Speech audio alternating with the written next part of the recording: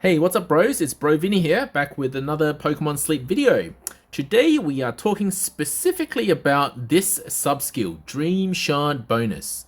We're going to talk about what it does, when it is best used, how it is best used, the drawbacks of using it, and why we want it at the level 10 slot for subskills. Let's start with the last point. Why do we want Dream Shard Bonus in the level 10 slot? To me, any Pokemon that has Dream Shard Bonus already makes it a worse Pokemon, because it's taking out a sub-skill slot for other things like Helping Speed or Berry Finding S or Helping Bonus, or this other good sub-skill it could have. It's taken out that slot, when the Dream Shard Bonus itself doesn't actually buff the Pokemon. It does give you more resources, but Dream Shard is one of the more common resources in this game. Most people do believe that Dream Shards are going to be more limited and more needed in the late game, maybe towards level 50, 75, etc.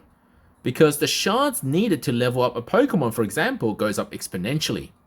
And if you don't know what I'm talking about, go ahead and watch this video here, where I showed that Dream Shards requirements for leveling up a Pokemon increases quicker than the actual candy requirement. So the reason why we want it at the level 10 slot is so that I can use this sub-skill separate to my main farming Pokemon just by itself, minimally invested. So for example, this Squirtle here is only invested to level 10. I don't plan to use it for anything else except for this sub-skill. Alright, so on to what Dream Shard Bonus actually does. If you have this Dream Shard Bonus on a Pokemon on your team, and it only applies when you go to sleep, so it doesn't actually do anything for the rest of the day, then you'll get an additional 6% of Dream Shards from the rewards of your sleep research. And if you've seen my other recent video, you will know that by doing sleep research, you get candies, research EXP, and Dream Shards as rewards. And I explained in this video how they're actually calculated. So if you're interested about that, go watch this video here.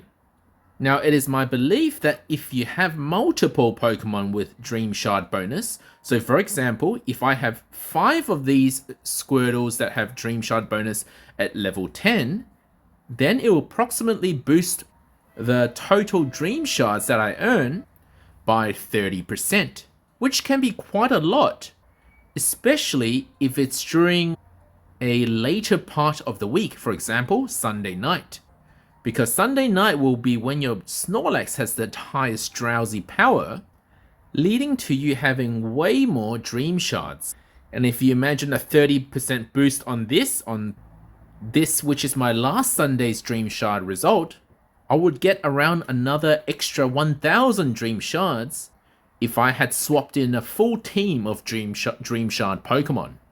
Now, whether this number is additive or multiplicative, that I'm actually not 100% sure. When I do find out, I'll let you guys know in the comments section below.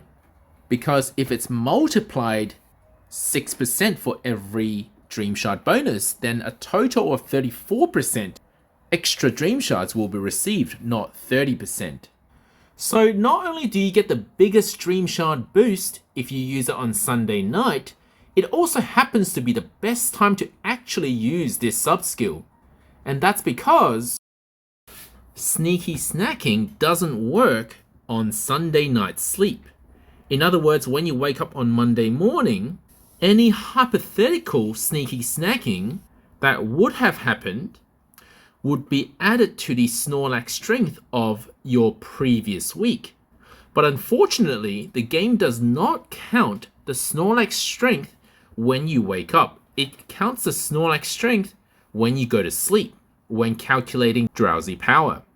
So in other words, any berries that drop overnight into sneaky snacking doesn't actually do anything at all.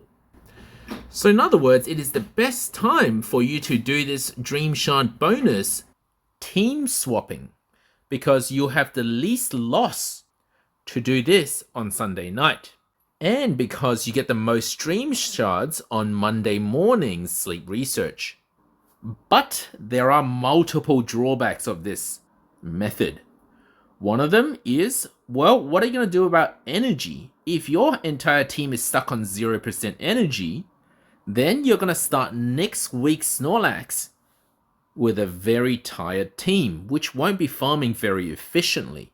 So one solution for this is to change your research area every week, which if you were already doing it, makes great sense to do this, because likely you won't be using all of the same Pokemon as the previous week. So meanwhile, they can recover 5% energy every day while living inside the Pokemon box. Now, it would take 20 days for it to regain 100% energy if you truly started at 0%. So some of the options that you have are, for example, using recovery incense and speed up the energy recovery. Or better yet, bring in an energy for every one Pokemon so that on Sunday, when you swap out your team for the Dream Shard bonus Pokemon, your entire team should still be at a relatively high energy. For example, my Wigglytuff here has triggered its main skill 2 to 3 times today. It's now 9 PM, and my usual sleep time is around 12 AM.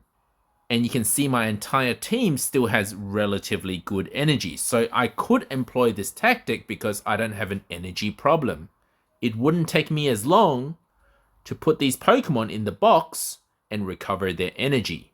Now, of course, you don't actually need to swap out your entire team. You don't have to get all 30% of Dream Shard bonus. Heck, you might not even have 30% worth of Pokemon with Dream Shard bonus at this point. Me, myself, I only have one Pokemon with Dream Shard bonus at level 10. So what I would do is just swap out the one Pokemon, for example, this Pupitar here, or whoever has the highest remaining energy for my Squirtle with Dream Shard bonus on Sunday night. Now, there is one more concern with this method, and it's because while Sneaky Snacking doesn't apply berry strength to the new Snorlax, and it doesn't even work for your last week's Snorlax, any berries or ingredients that are in your Pokemon's inventory can be used to start your Snorlax and increase the strength in the next week. So Monday morning, for example, and you'll see here that this is how I started my Monday morning from 0 strength. Everything in your inventory will still get applied to the new Snorlax. And just from the inventory berries alone, I started this Snorlax strength at about 8,000. So if you were to swap out for a weak team just for Dream Shard bonus, you will then lose out on starting your next week's Snorlax at a higher strength. So that would obviously also mean that your Monday session, your Monday night session, you're going to get less spawns and lower star sleep styles the next morning. And the effects will ripple throughout the week.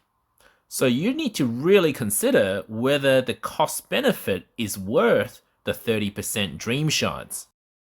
So while in a previous video I did say that inventory up is generally not that good for berry Pokemon, because Sneaky Snacking actually forces berries to drop and no ingredients to drop, so you'd think that low inventory would be good for your berry Pokemon. If we consider the fact that Sneaky Snacking does nothing at all on Sunday, in fact having large inventory is actually good even for berry specialists, because you can carry over the berries to the next week. There is now an argument that inventory up is actually good for berry specialists too. So in summary, don't throw away your Pokemon that have Dream Shard bonus at level 10. You might want to use them at some point in your game. That point might not be right now because you might not need Dream Shards right now. But if you do use it, Sunday night is the best time to use it. Just take care not to ruin your energy. Or simply run a really good skill specialist that is in restoring energy, like a Jigglytuff. And that's all I have to say for today. Thank you for watching, guys. Don't forget to leave a like and subscribe to my channel if this video helped you.